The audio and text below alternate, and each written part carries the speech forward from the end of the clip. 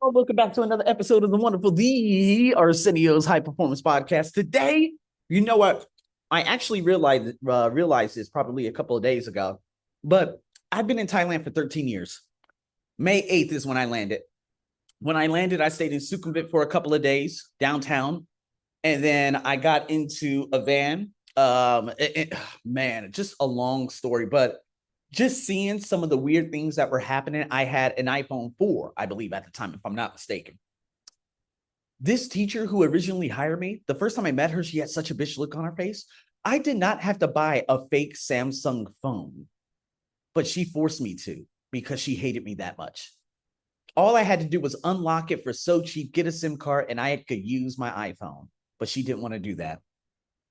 And looking at that entire situation, this is the story that changed me. But we're going to have journal prompts and a lot of things going along the way.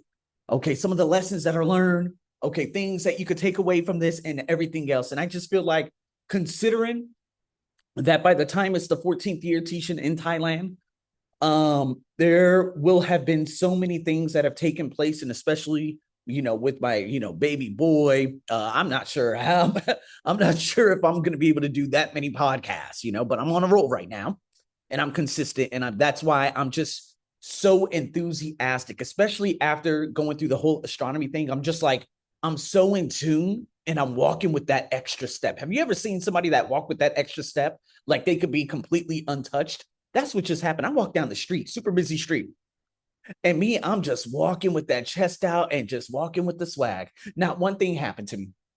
See, you need to understand that the energy that you generate in the morning is what you take with you the entire day. If you feed your mind with trash, you will become trash. Now, let's get into this introduction. When I first came to Thailand, 2013, May, okay, left May 6th from America, landed May 8th. I came with a healthy, young, open mind. I swear to God, I did not, even with the most racist motherfuckers in Las Vegas, in Arizona. Okay. Native American, by the way. There was one that was extremely racist towards me just outside Central Arizona College. No, actually, not me. She loved me the first day I went there on the first day of school because I went and had breakfast. She's like, "Where are you from? Oh my God, it's your first day." I'm like, "Yeah, it's my first day." But I went there with the blacker individual and she just stared at him, threw change in his hand. And I'm just like, that's crazy, crazy, crazy. Very reminding of what just happened to me at 7-Eleven. A woman just kind of just throwing the change in my hand. But I don't take it personal. I don't take any of that personal. That has nothing to do with me.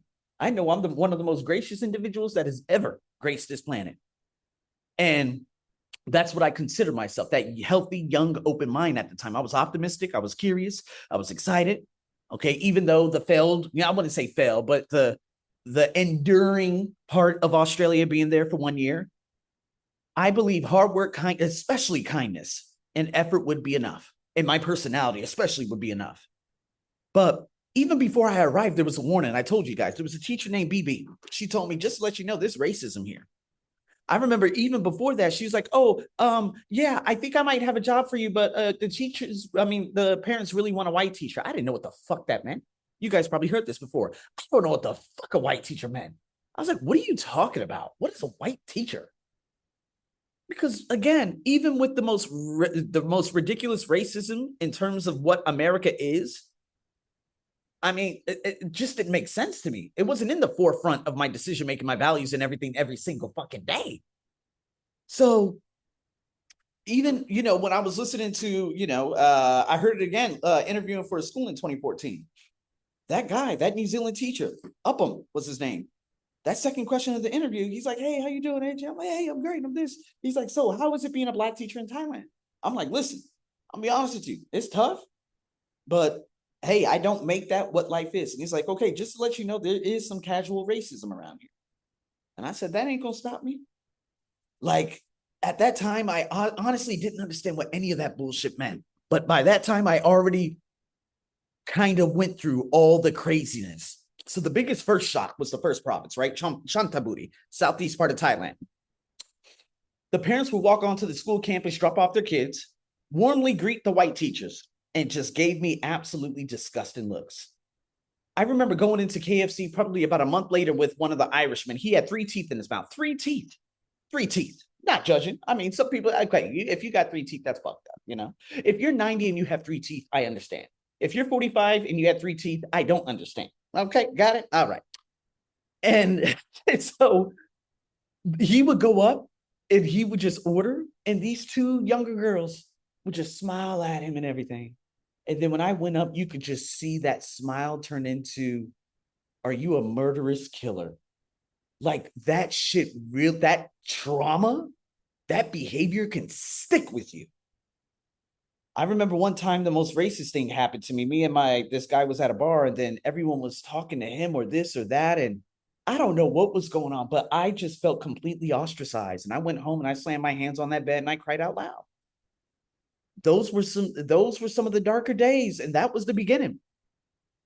And the difficult part was this, that there were kind people too, right? And I remember meeting like 3 women, 2 in Bang. I met quite a few, folks, here and there, and they were fantastic. So in the midst of all the chaos, there were really cool people, but the really bad people outshined that. That's why I try not to generalize and, say majority all the time. I can't just say, oh, all Americans are this, all Americans are that. I never met all Americans. I do say Americans just because of what the country is right now. I can kind of assume, but assumptions are dangerous. So going back to that, it felt like those 3 moments of light, or those 5 moments, or those 10 moments, inside hundreds of racist experiences up to that point, that contrast was just, it didn't make any sense. So I had to wrestle with that question every single morning. How can a country be both beautiful and brutal at the same time? And that lesson learned was the painful experiences can force you to see reality differently. But they should never make you lose your humanity. I felt like I absolutely lost my humanity. And I just, if you want to talk about zooming in, amplifying, and punishing, that was unbelievable. It was unbelievable at that time, because that's all I would do. And there's a difference probably between coming wiser, and which I didn't do, and bitter, which I did do. So I want you to think about a time when your expectations about life completely just went shattered. How did that experience change the way you saw people? Did it make you more guarded or more aware? And how can you protect yourself without losing your openness? So write down those 3 boundaries that you wish you had earlier in life. Then write down one way you can stay hopeful without becoming too naive. We can have conversations about all the different Chinese tourists, which I did, just yesterday with some of my students, them coming to Bangkok and them being this and that and this and that.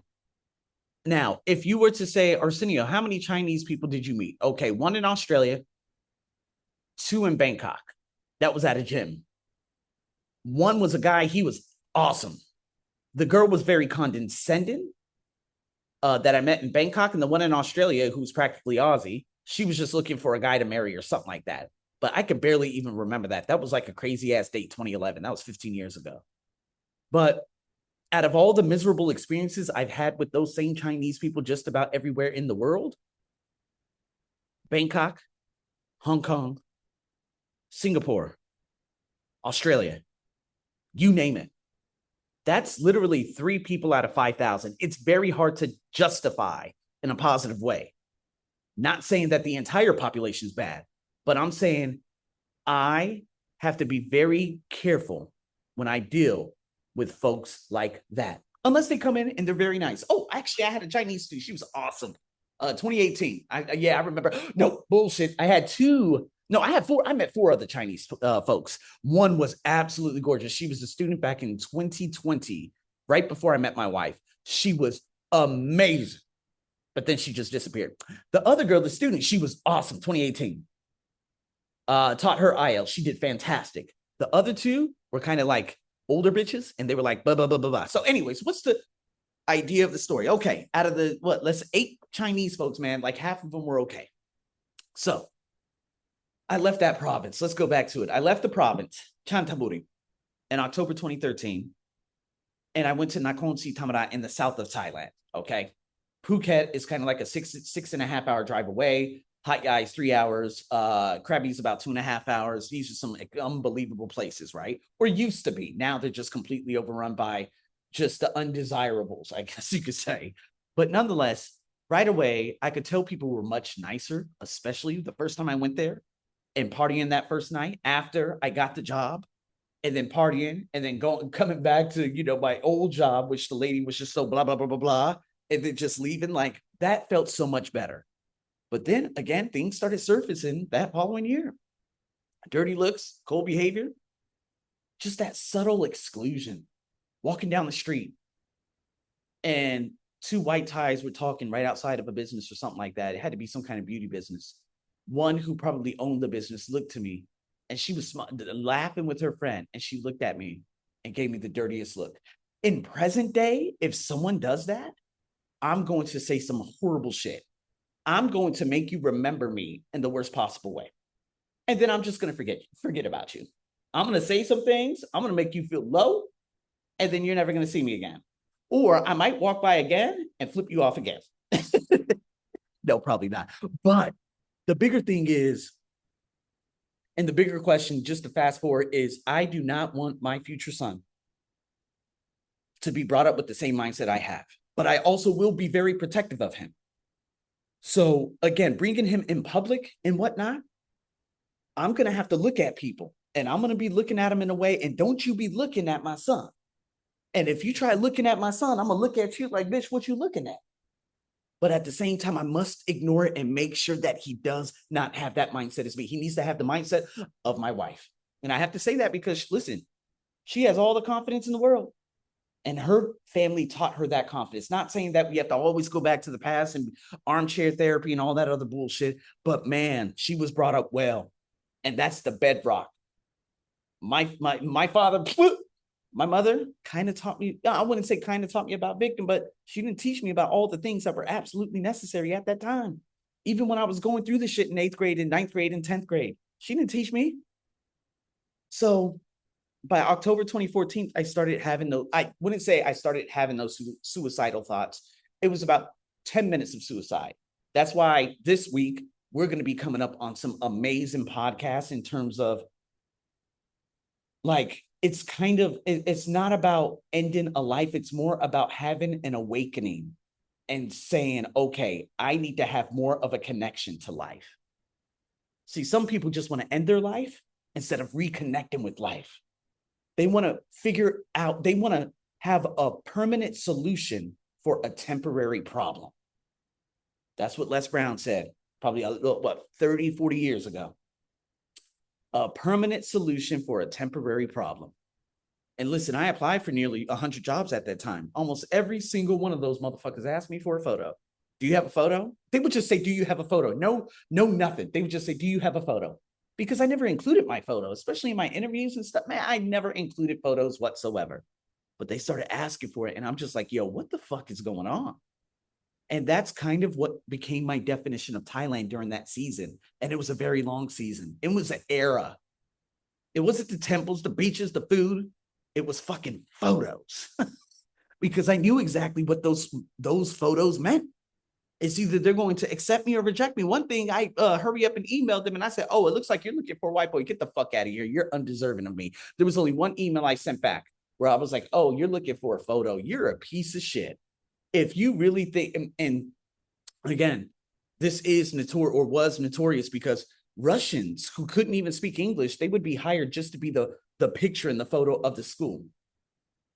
So they couldn't speak English whatsoever. They would come into a class, get a higher salary than me because they had blonde hair, blue eyes, white skin, and they couldn't speak a word of English. They would show up, sit down at their desk, say nothing the entire class, a smile, and walk away. One of my students who actually did work and travel out there in in California, she told me that exact story. She graduated from Thammasat. That's the number one I perceive to be number one school in Thailand, or number one university in Thailand. So nonetheless, those voices, you are not enough. You are not enough. Rejection ultimately became very dangerous throughout that time because I turned it into identity. Does that make sense? Rejection becomes dangerous when you start turning it into your identity. I wasn't just hearing no from jobs. I slowly began hearing you're not enough based on the color of your skin. And that's where the real battle began. So I want to ask you, what repeated rejection in your life started affecting your self-worth? Self-worth, man, I wasn't taught this whatsoever. I didn't start hearing self-worth till what is it? Trent Shelton 2020. I started hearing about self-worth. I didn't know what that meant. Did you begin internalizing other people's limitations of you? Fuck. That's a massive question. All of you could say, just ask yourself that right now and journal probably a page about that. Did you confuse discrimination or failure with your value? There it is. Hello. Did you confuse discrimination or failure with my value? What I brought to the table? I sure did. I was not enough. They will always choose a white boy over me. That was the self-affirming bullshit that I said on an everyday basis. So going into another lesson. And again, I'm not going to make this too long. I'm probably going to run through this, but 2014, when I left that place, okay, October 2014, that's the suicidal thought. Got a job in a place called Angtong. Went to the school, Wat Angtong School. Big school, right? Walked in, you could see the students. You could see it. You could see it. Or was that my lens? Huh? Remember the whole training with the lens? The mindset, the lens? What lens did I have on? Were my sunglasses scratched and fogged the fuck up where I saw people's nasty, limiting beliefs of me? Could be. It's always something to consider. But to be honest with you, I'll never forget something with the man who hired, the guy that hired me. He was like, some parents have that mindset, but I really want to change it. That sentence right there mattered. I'm like, hold on. So I'm going to leave one racist ass province and come back to another one? I'm straight with that. Hell no, I need to get to Bangkok because Bangkok, I consider them to be a little bit more open-minded. Because for the first time, someone acknowledged the problem instead of pretending it didn't exist. That's what I loved about that. That's what I love so much about that sentence, because he's like, you know what? I'm acknowledging, but I want to change it. It's not like the bitch from the year before. Hey, the parents are racist here. Hey, this, hey, that. I'm not going to help you with anything. Fuck all these motherfuckers. I still didn't want to leave one racist place for another place. So while doing an English camp, I applied for other jobs. And a bullshit ass, again, very grateful at the time. U Education will accepted me. I'm just saying the name because who gives a flying fuck? But one woman there never gave me classes because I was Black. Yeah, she didn't give me classes for about a year. I think it was probably around June or July. I started working there October 2014. She didn't give me a full slate of classes until maybe June or July of the following year. I saw one white guy, now deceased. His name's Ian. He was actually a dickhead. He had a full slate of classes. I saw a schedule, so I went to up him. I said, up him. I got 4 classes. Ian is making probably 500% more salary per month than me. We got to figure this shit out right fucking now. And then it's funny because if you hire one racist, the person that hired you has to be a racist. I mean, come on. If that one was hired by one, they shared the same values. Sure enough, they did. There were probably 12 white teachers lined up. Okay, this is like 2015. They took a photo, and there was one teacher from Uganda. His name was Nelson. And it's funny because that lady said, hey, why'd you put the Black teacher in the photo? There it is. That sentence stayed with me for years. And the lesson learned, sometimes people will try to reduce you or reduce your worth to a label. But those labels can never fully define a human being whatsoever. And eventually you need to decide, will I allow their perception become, how about not my life, but how about your prison? Isn't that true? Like sometimes a perception feels like you're in a fucking guillotine. What were the 3 phases that Brendon Burchard talked about? A caged life. There we go. A caged life. Remember consciousness and whatnot? If you have a consciousness level of under 80, you're living a caged life. That's very dangerous to live in. Those are the people that you see in the bullshit comments, the bot comments from whether it's China or Russia or whatever other countries or America, you name it. Sending a lot of racist comments everywhere. Those people are living in the lowest human frequency possible. And they're all at risk of not only depression, but suicidal ideation too. So a journal prompt for you, what labels have people tried to place on you? Which ones hurt the most? Which ones motivated you? Which ones are finally ready to release? And so 2015, you guys know the whole story. Black man, low class, pimp. There were moments where it felt relentless. And what people don't understand is this constant disrespect changes your nervous system. You know what I mean? That's why I do a lot of, what is it? Irene Tibetan bowls. You can find it on, on YouTube very easily. And Irene, she had so many different, just audios and stuff like that, where it releases a lot of tension off the nervous system. And I needed that absolutely over the last couple of weeks, right?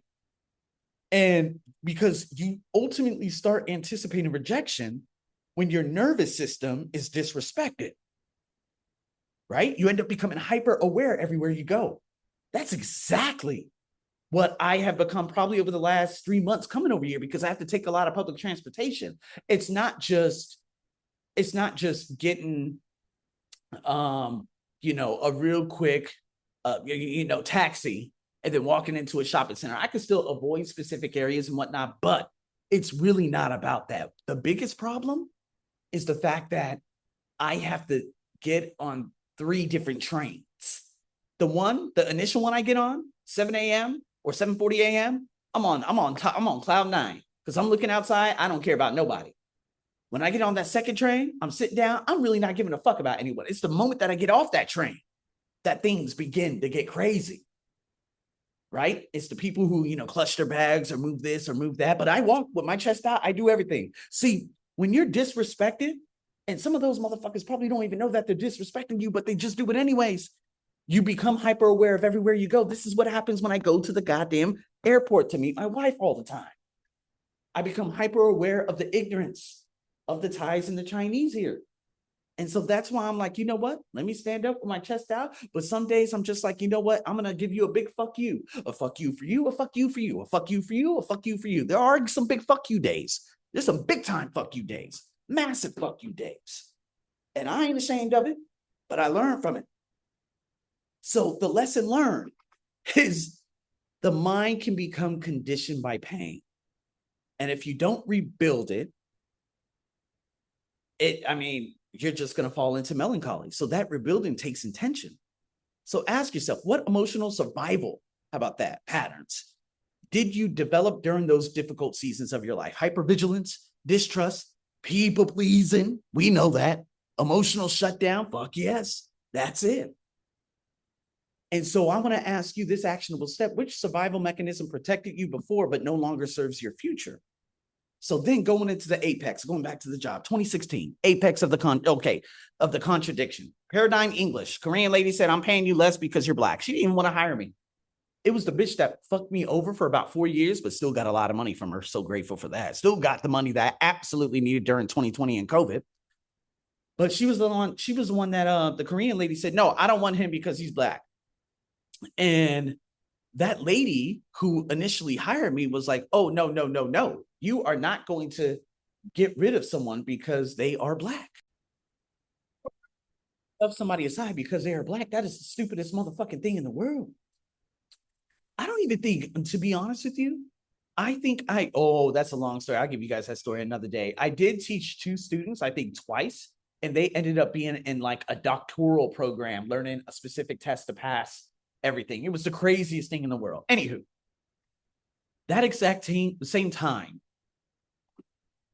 I met a head teacher, and I ended up becoming one of the most popular teachers at that language center. Remember the one that the lady said, I'm not going to give him any classes because he's black and this. I ended up becoming apex during that time. April is when the Korean lady was just absolutely and abhorrently racist. June, July, August was apex, making massive bank. It created a massive realization in myself. I said, you know what people's prejudice is, and my potential can also exist at the same time.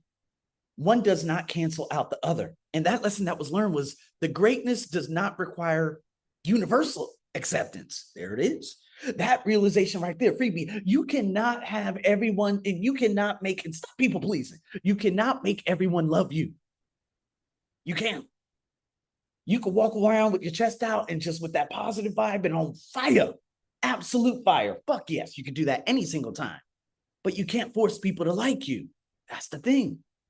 If you wait for everyone to validate you before you believe in yourself, man, you're going to stay trapped for motherfucking ever. So that journal prompt, where in your life are you still waiting for permission to believe in yourself? Who are you trying to convince? What if your results already speak loudly enough? I made my podcast January 3rd. And I said, man, I'm making this podcast because I want to say, yeah, I'm a successful Black man to Thai women, man. I'm doing this from a place of emotional hate. I'm doing this from a place of, okay, I need to people please these folks. That type of motivation only lasts for so long. That's extrinsic racist motivation. That shit ain't gonna last forever. You could make that part of your story and everything every single time, but goddamn, that is not a way to live. Or you could say, is this more intrinsic? I know exactly who I am. I know my worth. I don't need to tell everyone I have a podcast. I don't tell anybody about my podcast because my podcast now is high performing. Thank God the majority of all ties, I'm talking about vast majority. I'm talking about 99%. None of them listen to me. And that's what I love. At the same time, I have to look at myself and say, you know what? Am I making this podcast from a victor mindset or a victim mindset? Sometimes it sounds like victim. This time it sounds like a victor. Write down 5 achievements you minimized because you were too focused on criticism. And I want you to celebrate them over the next week. And then the 2017 collapse. Okay, we got a couple more phases. This is a long ass podcast. But from 2017 April, when oh my God, we all met each other in the lawyer of new education world. All of us teachers, we were getting everything renewed. I don't know why this old fuck, you could see him. Just look up new education world. And if you see the photo of new education world, Future Park Rangsit, and you see those 3 white guys in one of the photo, the one to the left is him. He's the one that said, I don't think you're as good as you say you are. He was the one who drove me back to Future Park after that immigration day in April and minimized me. He said, Arsenio, I think you're good in conversation. That's what you're good in. I said, wait, what? He said, yeah, I think you're good only in conversation. I said, hold on. Just because they're removing Upham, the guy who originally hired me, and you assuming that I'm only good in this, that is not the truth. You need to be brief, motherfucker. I'm great in IELTS. I'm great in everything. I get results. He didn't like it because I was talking shit about folks in my podcast back in 2016. Only by stories, talking just stories. And the next, I ended up becoming hated. Hey, you learn, you live and you learn, right? Had no idea, but there was a snake in the language center. That's another story for another day. I was forced into racist projects. I was threatened over my job by him, fired by Toshiba, replaced by another teacher. Absolutely brutal. In October, he was the one that told me, hey, if you want to continue working here, we have to have that meeting. And that was the time during that meeting, you said, I don't think you're as good as you say you are. In the back of my mind, I'm like, I'm already gone. I hurry up and book condominium meetings to meet some of the folks to get a condo the fuck out of there and straight into the heart of Bangkok. I wanted to get out of that poor area. Those poor mindsets, they just hail those types of people up like crazy. I said, nope, I'm leaving. And thus I did. That was the great part about me, though. So sometimes people do strip away your stability. Thus he did, from April all the way up to October. And then me saying, you know what, I'm canceling every class. And so you're forced to rebuild your identity from something deeper. Not the titles, not the income, not the approval especially, but purpose. So what season in your life forced you to rebuild yourself emotionally? 2017, December, holy fuck. God damn. What collapsed? What survived? What became stronger afterward? And then 2019, that was the big shift. That was me trying a lot of things. Okay. There were other, there were some teachers at that center that I just quit this past March. The now deceased teacher, William from South Africa, rest in peace. Absolutely loved him when he died, man. That hurt, man. Like, I don't want to say it in the African-American vernacular. You see a lot of these athletes say, not going to lie, man, this one hurts. No, I'm talking about, I cannot go to there were times that I had to do tears running down. I had to do a lot of soul searching. This was like probably a 3 to 7 day period. That man brought so much joy into my life. He would talk so much shit and swallow so much spit. That guy was amazing. and he passed. I believe it's fibrosis. He didn't have much time. He said it too. He said, I lived a great life, Arsenio. And I was just like, nah, there's no way. In less than a year, he was gone. And back in April 2019, he got a lot of those classes, but I never got classes because I didn't teach the way they wanted me to teach, meaning by the book, number 1, number 2, number 3, number 4, number 5, number 6, next page, 1, 2, 3. I didn't do it like that. But going back to that specific point, I'm just like, you know what? Okay, you're not going to give me classes. I'm going to go get me some classes.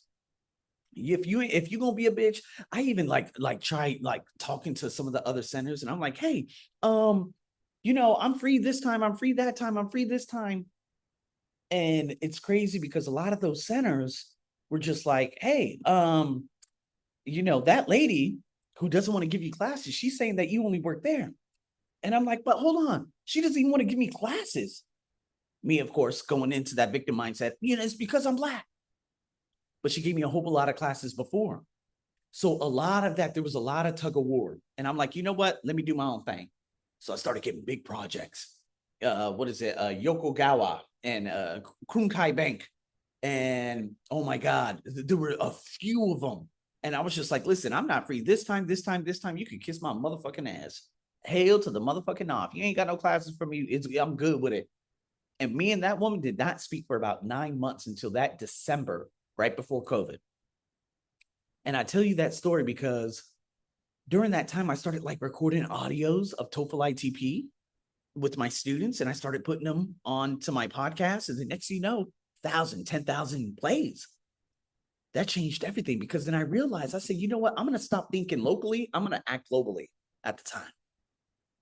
For the first time, I stopped waiting for institutions to validate my voice, to validate my skin, to validate who I am as a being. They'll validate the passport if the passport suits the face. They'll say, ooh, USA, let me see the face. Oh, he's not a white boy, sorry. Yeah, they'll do that real quick out here. And Hong Kong. Oh, China, I don't even want to think. Oh, but I don't want to think about that. God damn. Nah, I created my own platform. And so that was the breakthrough. And this is the last thing I'm going to leave you with. Where in your life are you waiting to be chosen instead of choosing yourself? What platform can you build? What talent are you underestimating? What talent can you build? What dream keeps returning to you? That's one thing too, like your dreams. A lot of you are not pursuing that. I have a student right now. She's an engineer. She's like, I'm living the life through my father. She didn't say that, but I'm saying that because she's like, I don't want to be an engineer. I want to be this, but I wanted to be an engineer because he couldn't be an engineer. Ooh, do you really want to live that life? There it is. So if you're one of those people, post one video. Don't want to be seen? Post one audio. Post one post. One lesson, one creation. Momentum changes everything. And so if you're in a painful season right now, remember this. Your current environment may challenge your worth, but it does not define your destiny. People may underestimate you, exclude you, reject you, misjudge you, but your responsibility is to keep building anyway. You have to grow. You have to create. You have to lead. And the main reason is because throughout these 13 years in Thailand, my greatest life began after the years that almost broke me. 2014, 2017. 2017, there was no suicidal ideation, but 2014, when you're constantly like, black, I'm fucking barely brown. Shit, in my neighborhood, just across the street, I remember one guy said, oh no, one bitch, she was the one that washed my clothes. And she's like, where are you from? I was like, I'm from America. She's like, no, America white, you black. I said, this is the ignorance I have to deal with. Good fucking Lord. Thank God for Netflix. Thank God for technology developing the way it did now that it's in its the most toxic stage. Let's see what happens over the next 10 years. But wow. And here we are. So with those prompts right there, share this podcast with people who you believe absolutely need it. And I'm going to be seeing you guys in the next one. That is how I have. Please tell me it's not raining. Oh man, that scared the shit out of me. Okay. Anyways, that is how I've learned so much in terms of my life and what I've been able to overcome. And here I am going forward with my life. I'm your host as always, over and out.